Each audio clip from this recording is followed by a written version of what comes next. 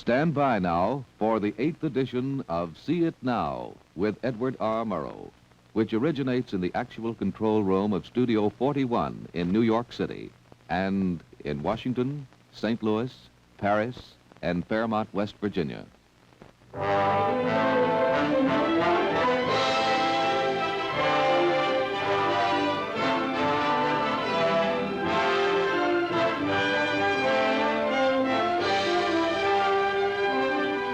Alcoa, Aluminum Company of America, in cooperation with CBS Television, presents the distinguished reporter and news analyst Edward R. Murrow in See It Now, a document for television based on the week's news and told through the actual voices and faces that made the news. Edited and produced by Mr. Murrow and Fred W. Friendly. A public service of Aluminum Company of America, the nation's leading producer of aluminum. Now speaking to you from the actual control room of Studio 41 is the editor of See It Now, Edward R. Murrow. Good afternoon. Mr. Winston Churchill arrived yesterday for prolonged parleys with the President of the United States. It was the first time the two men had met as heads of state since the last time at Potsdam. That's the President's plane, the Independence, that was sent up to take Mr. Churchill to Washington. The two men are now conferring aboard the Williamsburg somewhere in the Potomac. Here is their meeting at Washington National Airport.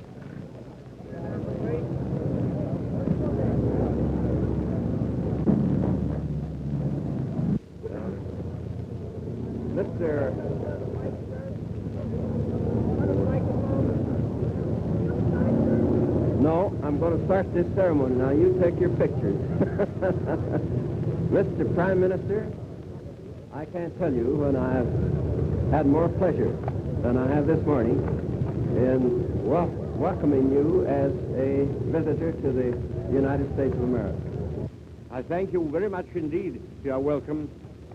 We have only to go along together, each doing loyally his best, understanding the other's point of view and the many differences of interest between our countries, and we shall find ourselves safe at the end of the road, and having, through your vast strength, brought peace and hope and salvation on earth to struggling mankind.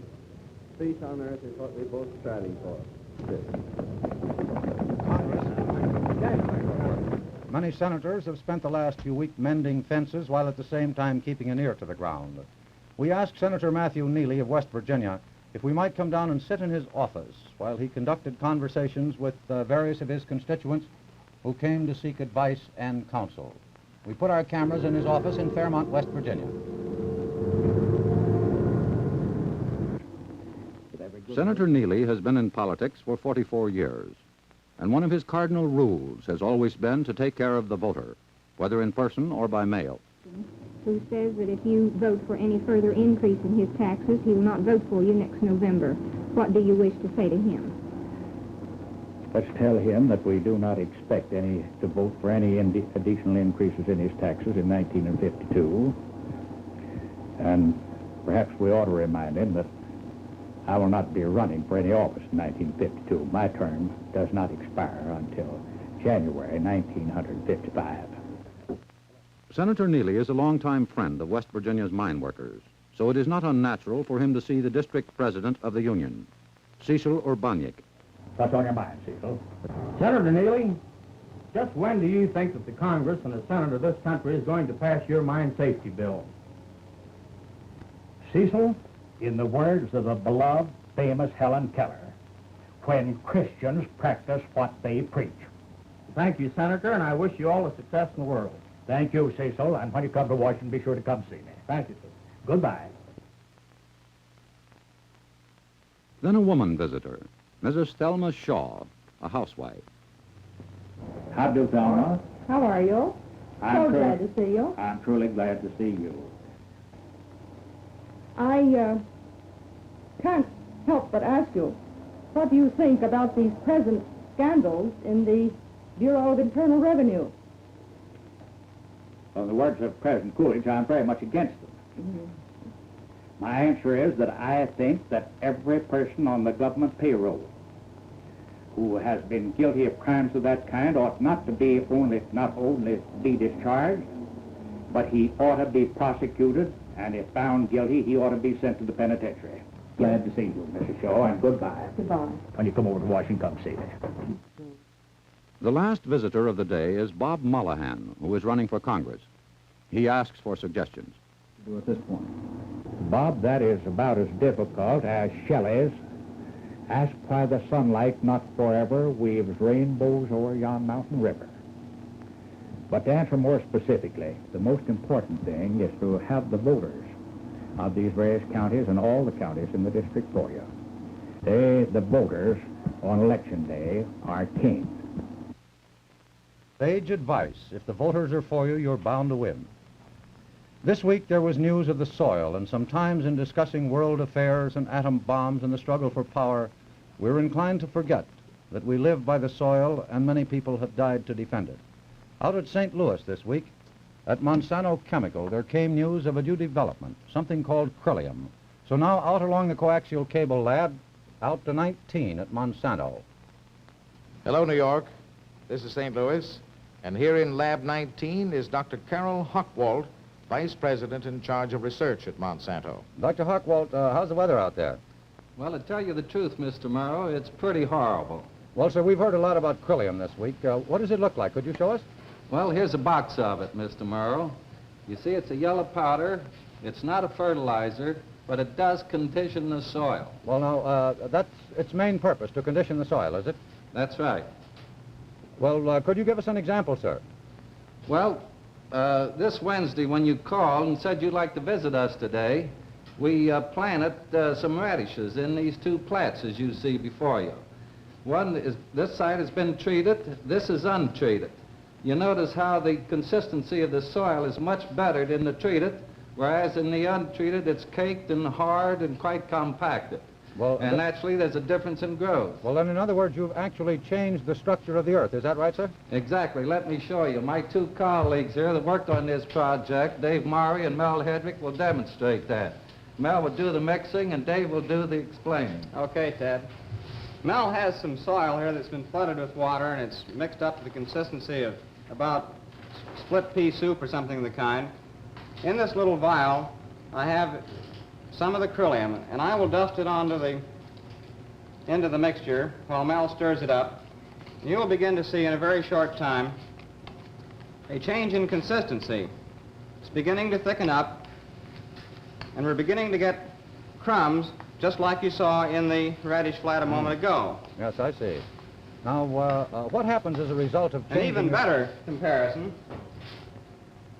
is a treatment that was made a minute ago. Mel's treatment over here is spongy, aggregated soil, and he can squeeze clear water out of that material, whereas you can see what happens when I try and do something with this. Well, now, Doctor, tell me this. Does this have some bearing on the erosion of soil? Very much so. That's another use for this product. When applied on the surface, that is just dusted over the soil, it forms a plastic coating which prevents erosion, as shown right here on these two plats. This is a treated section. This is an untreated. Now, Mel will pour water on it to show just what effect rain will have. You see, on the untreated section, muddy water is coming off, whereas on the treated section, the water is clear. As you realize, Mr. Morrow, this problem of erosion is very important in this country, and the hazards from floods may be reduced with this material. Well, thank you, sir, very much indeed. I'm sorry we have to leave you. Thank you very much indeed, Doctor. Yes, sir, Mr. Morrow. It's now time for Alcoa, a new way to build ships, and we think a new way to do a commercial. When the United States Line's new super passenger liner, the SS United States, goes into service this summer, she will be the largest, the fastest, the safest ship ever to join our country's merchant marine. On transatlantic crossings, she will provide unequaled luxury for her 2,000 passengers. In case of a national emergency, she will be capable of transporting a complete Army division of 14,000 men, 10,000 miles, without stopping for fuel, water, or food. Alcoa is proud of the great contribution it has made to the SS United States. high speed, seaworthiness, extra carrying capacity, luxury, all these will be due in large measure to aluminum. Millions of pounds of Alcoa aluminum, backed by years of Alcoa research and development with marine industry.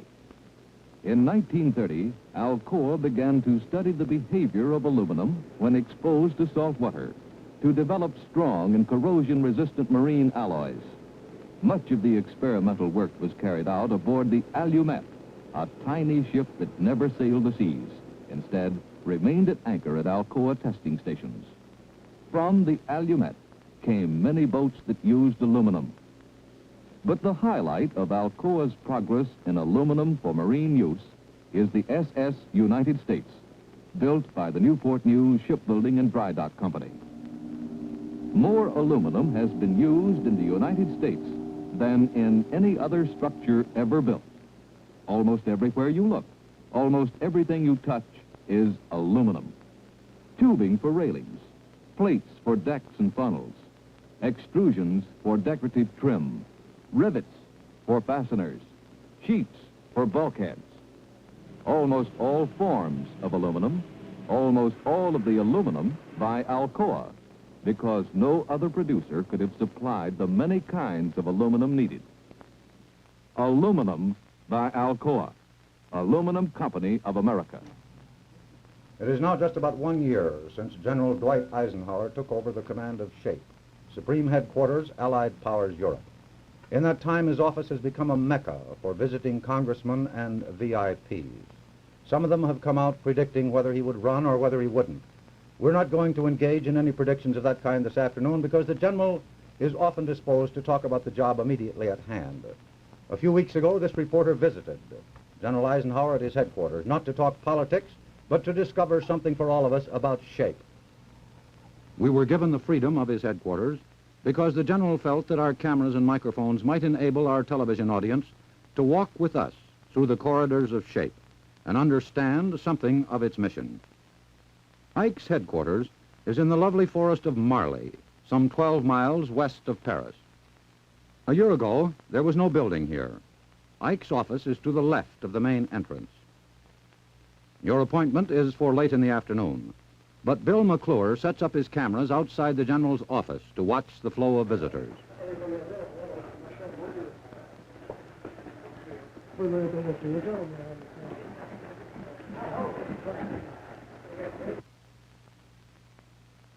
The first appointment, Senator Dick Russell, chairman of the Senate Armed Forces Committee. That's General Jerry Persons with him.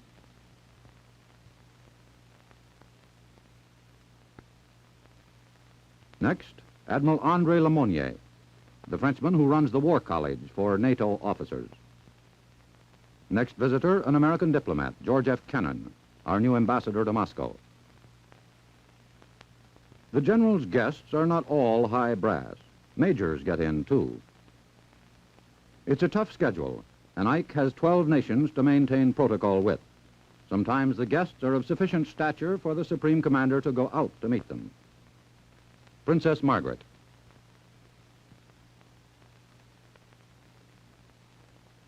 And on another occasion, an old wartime colleague.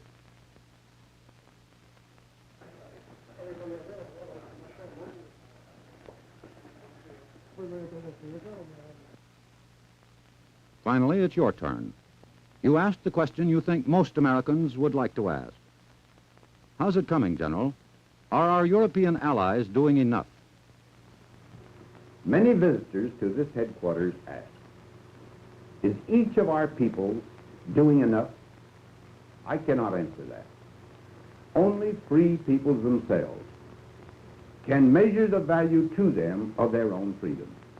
Only they can say that the intensity of their efforts equals the value they have placed upon their own freedom. On the shoulder of every man in this headquarters is a patch which bears a message as old as the language of free men. It was thoughtfully chosen as a motto for modern soldiers of freedom. It says, vigilance is the price of liberty. The general gives you a list of people to talk to. He says, talk first to his chief of staff, General Alfred M. Grunther. The route from Ike's office to Grunther's is by way of the endless narrow corridor which connects all the vital vertebra and nerve ends of SHAPE. Grunther tells you about SHAPE's basic reason for existence. Well, now, Ed, our job, as you know, is to defend a way of life of some 250 million people of Western Europe. And that's the important thing to bear in mind in considering our mission. Now, I'll show you exactly how we go about to do that. Now, our principle in trying to work out a defense of Western Europe is based on the premise that we are not going to try to match the Soviets gun for gun and man for man and plane for plane. We can't do that, because if we do, we're probably running the danger of destroying from within what we're trying to protect from without, namely a wrecking of the economic system. The source of the NATO decisions, Ed, come from the representatives of the 12 governments here. Now then, we have a military section, a production section, and an economic section. And we at SHAPE are here, and I'm going to tell you now exactly how we're organized in SHAPE. Now, in these 10 divisions, we have about 270 officers, starting with 125 of the United States, 65 British, 45 French, down to 1 from little Luxembourg. And the thing we try to impress upon these officers is that because of the difficulty of the problems involved, it is absolutely essential that they have no national tradition or national objectives involved in their studies. An officer came to see me the other day, Ed, and he said, I'm going over to London tomorrow to raise the devil with the British Defense Ministry if we don't get what we want. And I'll tell you, Ed, that officer was a British general. But it typifies the spirit of SHAPE, where the national interests have been subordinated to the common good. You walk out into the main stream again. It's alive with activity and conversation, much of which is foreign to your ears. You remember what General Eisenhower said earlier. This is an undertaking of 12 sovereign nations, which have freely decided that free men can, in the face of danger, unite to the end that both freedom and peace may be preserved. Before 12 sovereign nations can even begin to function, they have to be able to communicate. To a combat division, the message center is the nerve center. The SHAPE Communication Center speaks the language of 12 nations. This is the telecon room.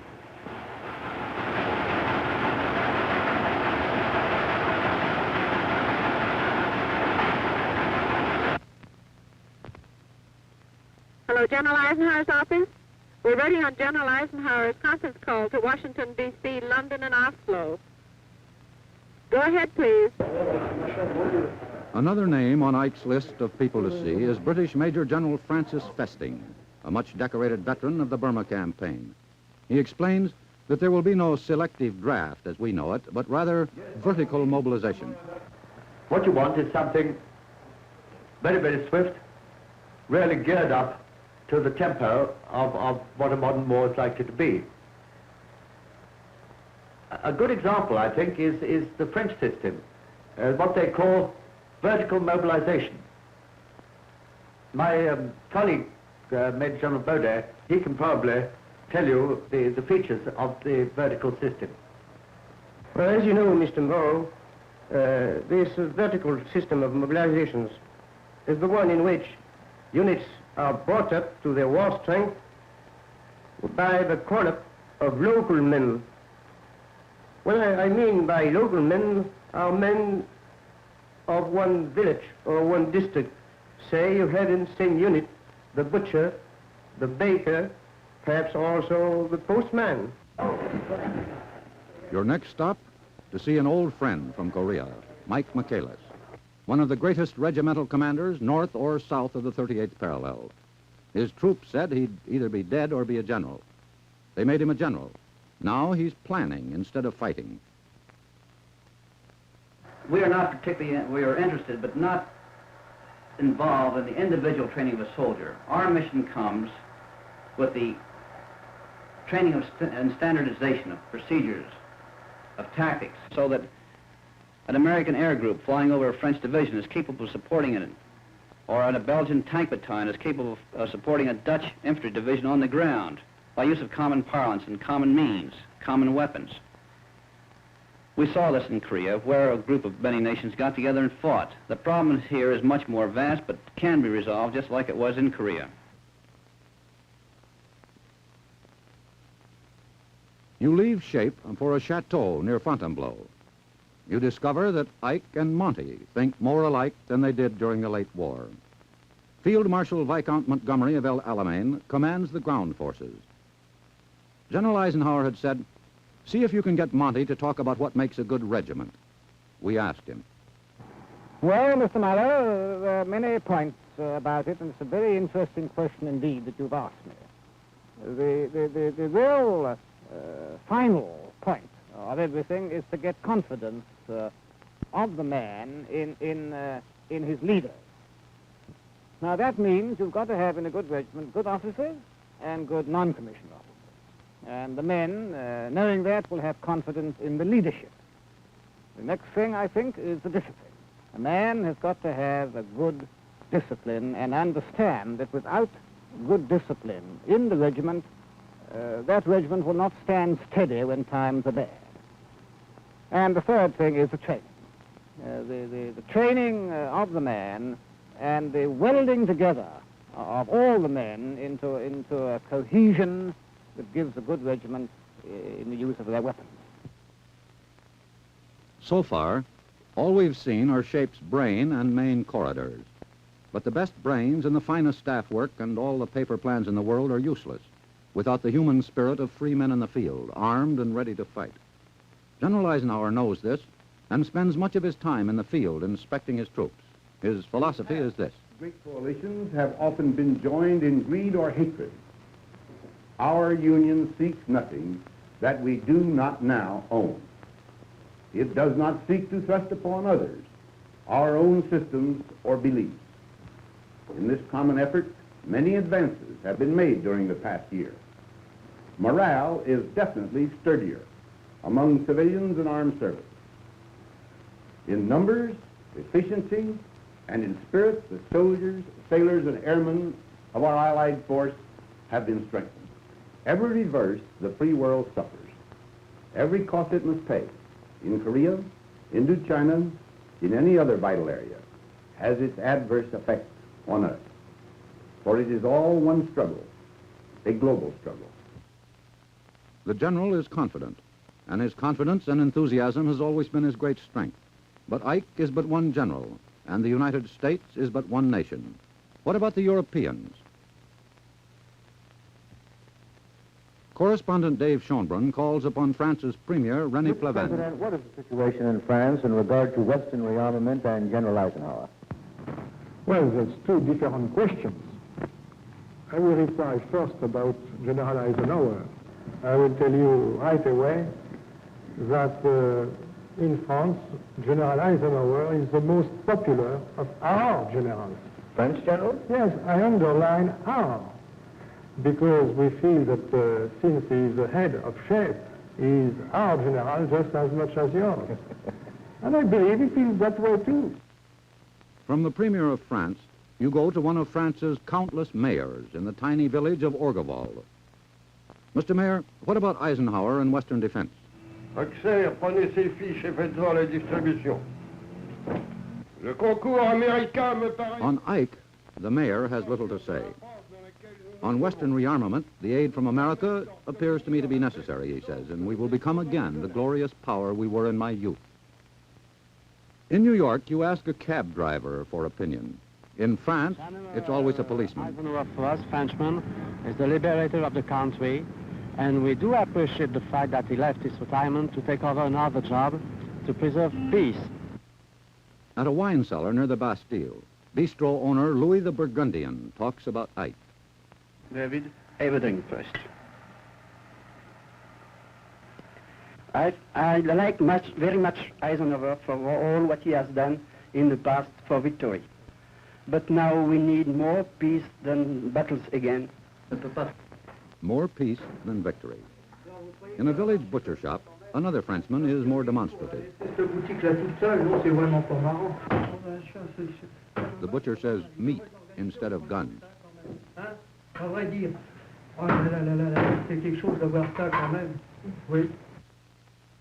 Our intrepid correspondent, Schönbrunn, pushed his researches backstage at the Folie Bergère. You know, I have one secret agreement with the foreign minister that she will never sing and dance, and I will never do politics.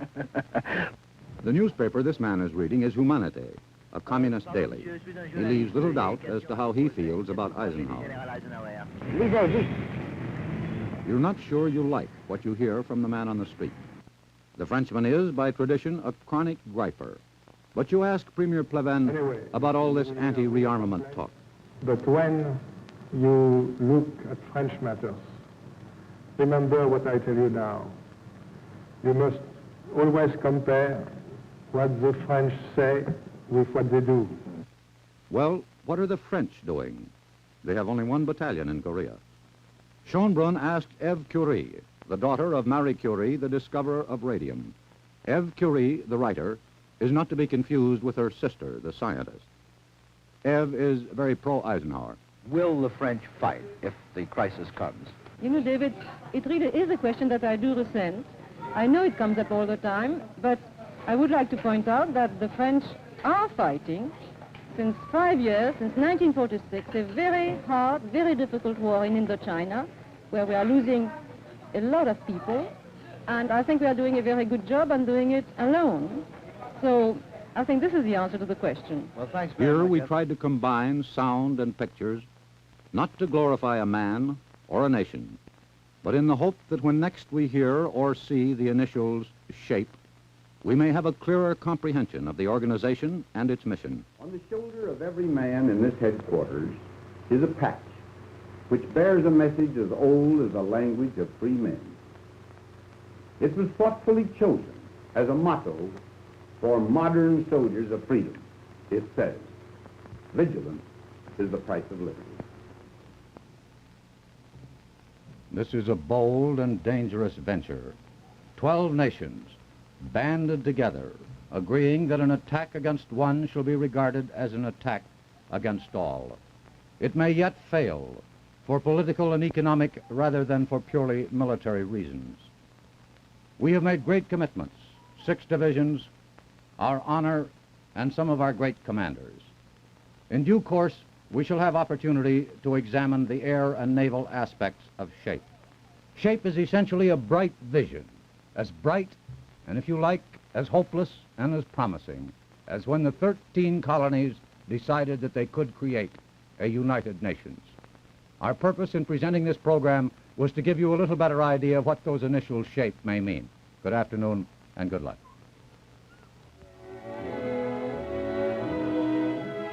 This is aluminum. Nature made it light. Alcoa made it plentiful and low in price. This is aluminum, a better kind of Venetian blind for home and business. Its sturdy slats are feather light. They stay like new for years and years. Venetian blinds of Alcoa aluminum are easy to keep clean, never lose their luster, are available in natural finish or brilliant color. Another economical product of Alcoa aluminum, light, attractive, and long-lasting. There will be more and more Venetian blinds of Alcoa aluminum when our country's defense needs have been met. Aluminum from the ever-expanding facilities of America's foremost producer, Alcoa, Aluminum Company of America. This is the CBS Television Network.